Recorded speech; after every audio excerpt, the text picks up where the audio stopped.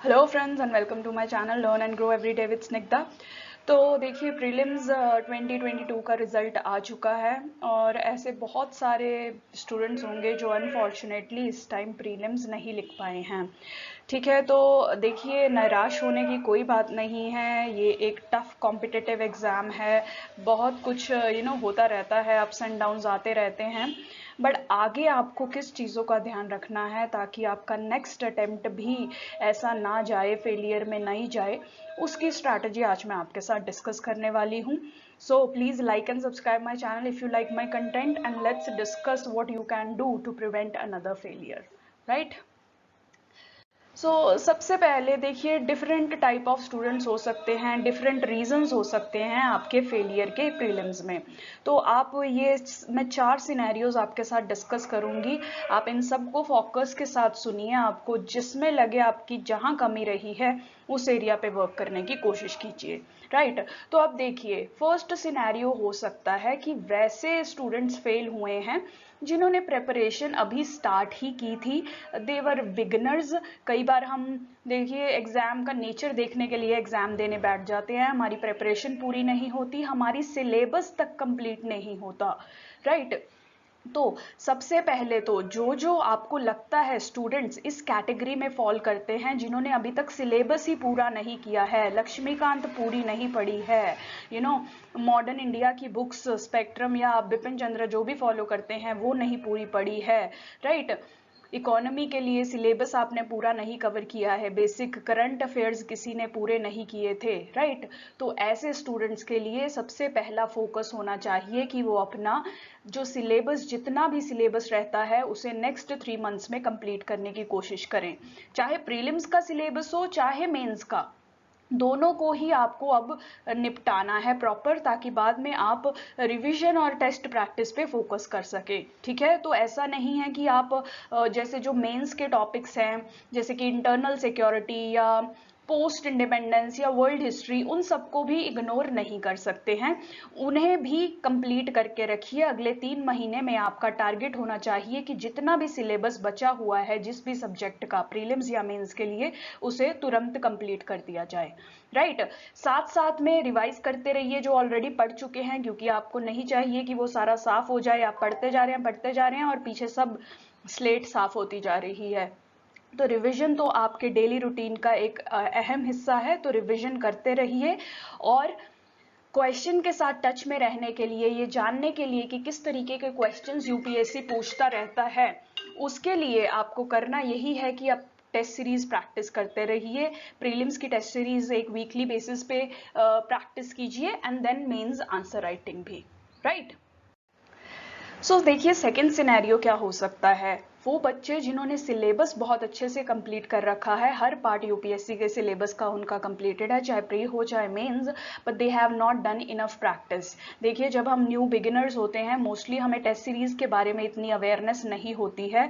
We also हमारे पास इतना time भी नहीं होता है टेस्ट सीरीज कंप्लीट करने के लिए, क्योंकि हम सिलेबस कंप्लीशन पे फोकस्ड रहते हैं।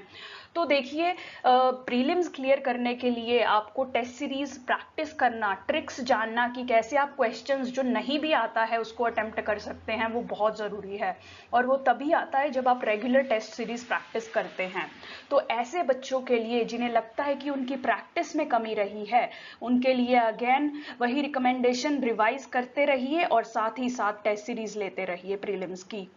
वीकली 1 टेस्ट तो आपको लिखना ही लिखना है, उससे ज़्यादा भी अगर आप वीकली 2 टेस्ट भी लिख सकते हैं then that is the best option that you can have. आपका सिलेबस पूरा कंप्लीट है तो डेली बेसिस पे आपको करंट अफेयर्स करने हैं, रिविजन करनी है और एक टेस्ट लिखना है, right. This you should do. और ऑप्शनल को नहीं भूलना है, वो हमारे यूपीएससी के ओवरऑल प्रिपरेशन में बहुत ज़रूरी है, तो उसको भी साथ साथ में रिवाइज एंड प्रैक्टिस करते रहिए।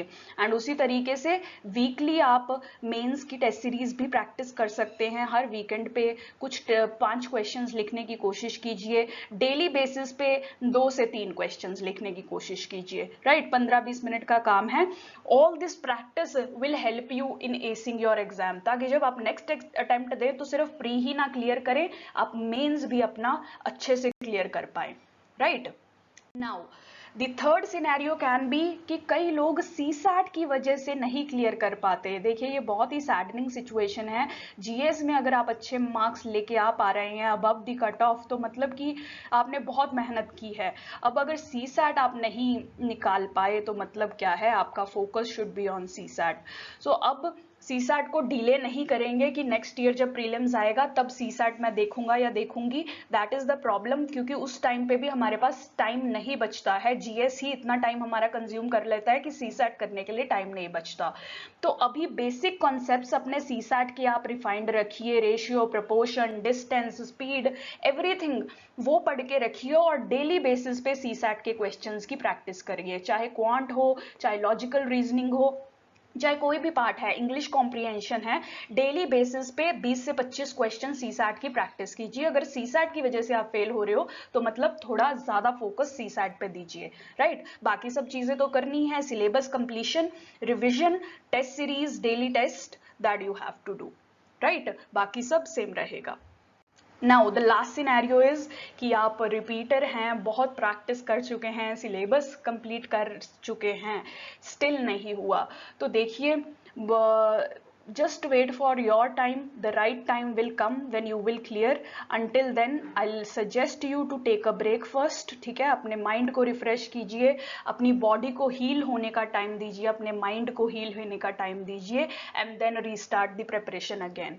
वही रीस्टार्ट में वही करेंगे आप, revision, test practices, daily practices, current affairs and optional, ठीक है। सो उसकी डिटेल्ड स्ट्रैटेजी आप बना सकते हैं, बट अभी के लिए 15 से 20 दिन अपने आप को ब्रेक दीजिए। ये ब्रेक भी आपकी प्रेपरेशन का एक बहुत इंपॉर्टेंट हिस्सा है। अगर आप मेंटली साउंड रहेंगे तो आगे भी फाइट करने के लिए तैयार रहेंगे, 1 साल की जो फाइट है। सो इसीलिए just relax for some time. जिनको भी ओवरवेलमिंग लग रहा है कि बहुत हो गया काइंड ऑफ, तो 15-20 दिन ब्रेक लीजिए, शांति के साथ, फ्रेंड्स के साथ या लेस प्रेशराइजिंग सिचुएशंस में अपनी फैमिली के साथ जाइए और थोड़ा अपने आप को हील होने का टाइम दीजिए, and then restart with similar vigour, ठीक है। फिर उसी जोश के साथ दोबारा तैयारी शुरू कीजिए। एंड फाइनली एक सजेशन मैं अपने और से देना चाहूंगी कि आप जिस वजह से फेल हो रहे हैं, ये हो सकता है कि आप रिकॉग्नाइज ना कर पाए कि इशू कहाँ हो रहा है। आप बहुत मेहनत करे जा रहे हैं बट समझ नहीं आ रहा कि